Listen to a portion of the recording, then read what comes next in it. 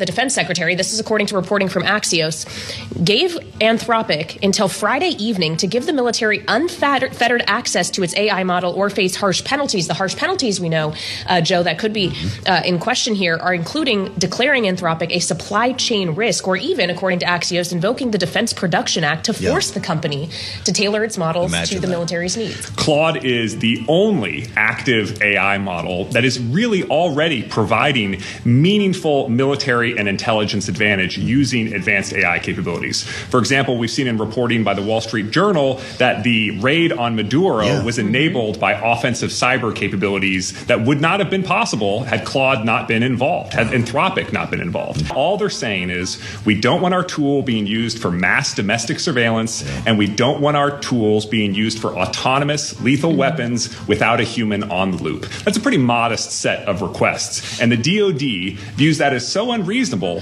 that they're now threatening to designate Anthropic a supply chain risk. I'm sympathetic to the DoD in saying it needs flexibility in these contract terms. What I think is an unreasonable escalation is threatening to designate Anthropic as a supply chain risk. That's what we do when we find out companies are secretly have Chinese or Russian ownership. To take a domestic AI champion at a time when the White House is saying that the AI race with China is equivalent to the space race during the Cold War with the Soviet Union, you do not want to take one of the crown jewels of your industry and light it on fire over something like this. There is a better way to resolve this dispute than the absolutist stance the administration is taking.